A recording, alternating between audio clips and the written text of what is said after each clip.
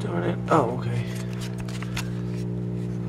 Alrighty. Sorry about that. New camera. Good day, ladies and gentlemen. Today we're going to be doing my top games of 2012. These are my personal opinions, so if you don't like them, oh well, I don't really care. So, start us off. We're going to start at the bottom and work our way to the top, like most lists like to do. So starting at the bottom, we have Halo 4. Halo 4 is the Halo game that all the Halo games should have been.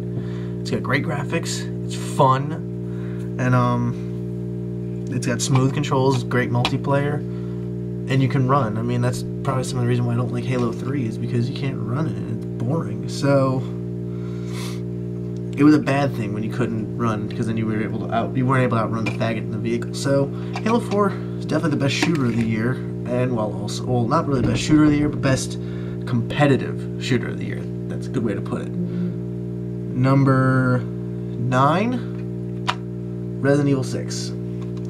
I built up a lot of hype for Resident Evil 6, and I was hoping it was going to be like the greatest game of all time. Unfortunately, it was not that. I mean, it started with the fact that Jake's campaign was a real piece of shit. Not only with the fact that it gave you no it practically gave you no healing items or ammo, and decided to obligate it to give you these stupid skill points. I mean, really? Skill points? I'm about to run out of ammo and health, I have nothing left, and I break in 3 crates, and all 3 of them have skill points. I hardly even used them in the first place. It was dumb. Number 8, Resident Evil Revelations. I like it. It's a great game. It's probably one of the best games on 3DS. The one problem with it, though, is I had a really hard time playing it without the circle pad. Without the circle pad, I found it to be a really difficult game to play between the camera and aiming and whatnot. But once I got the circle pad, it made the game so much better and way more fun. Number 7, Sonic and Sega Racing Transformed. I loved the crap out of the first one, despite the fact that I had originally written it off as nothing more than a Mario Kart ripoff. But then once I played it, I realized it wasn't that, and it was a lot of fun. The one thing this one doesn't have, though, is the easy achievements the first one did. But it doesn't stop from being a fun game. Oh, shit. Number 6, Tales of Graces. I love the Tales of games ever since Symphonia 2 on Wii, which is what I started with, but I did play Symphonia 1 on GameCube. But ever since then, I've always loved these games, and this one was a bitch to find this year, or last year. I found it really easily when it first came out, but I didn't have the money to buy it at the time. But then when I finally did, it was like, I could buy this, or I could buy that, or... It just never came into it just never, like, grabbed me to, like, buy it right away. So I got it for Christmas from one of my best friends, and it was even hard for him to find it, so... But it's fun. It's not exactly like Vesperia, but I'm not exactly far enough into it to really say that. Number 5, Lego Batman 2. This is the first time a Lego game has ever made it onto my top 10 list of anything. But this game, I stayed up very late in the night playing multiple times in a row till at least 6 o'clock in the morning. Which if you play a game like that, you either are narcoleptic, or you either are an insomniac, or you just love the game, and I think I love the game. I mean, insomnia only really came from when I had a 52-ounce energy drink slushie, which wasn't my best idea.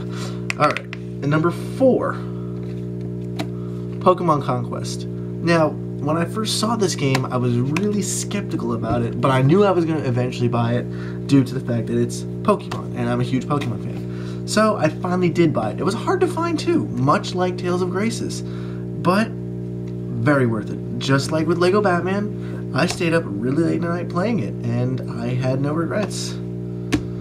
Number 3, PlayStation All-Stars Battle Royale. Now, when I first found out about this game, I did not like it at all. I did not like how it was basically a shameless Smash Bros. Clone, and that Nintendo wasn't doing shit about it to stop it.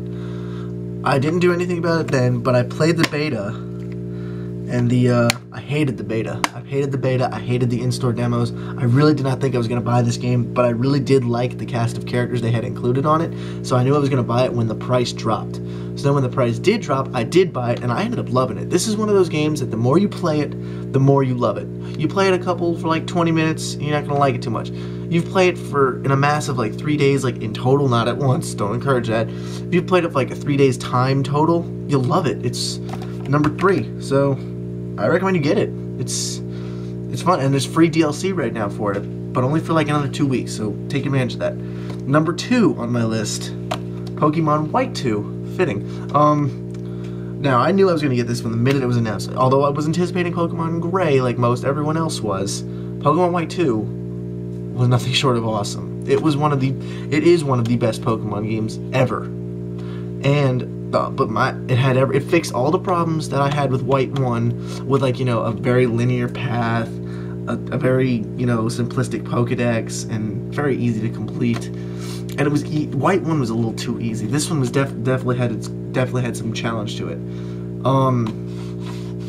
Definitely get it, but unless you haven't played the first one yet, don't even touch it. You'll get confused. And now number 1, Far Cry 3. Now, when I first saw Far Cry 3 at E3, I passed it off as a, look, another shooter game, yay, just what we need, oh my god. But as time passed, and I saw more and more about it, more commercials, more gameplay videos of it, more, hands-on things with IGN and whatnot, it was like, I have to get this game. It looks fantastic, and you know what? It is nothing short of that. It is one of the best games I've ever played in my entire life. I'm not, entirely, done with it yet. I still have a little bit ways to go, but it's just like Skyrim and Dead Island in the factor, but it's fun. Those two games were not fun. Skyrim was ridiculously boring, and Dead Island was so stale. But Far Cry 3 is amazing. It's just really good, and you guys need to play it. It's my game of the year for 2012, and I hope you enjoyed this video, because it was kind of a rush. Alright. Well, a rush in making it, so... Alright. See you guys later.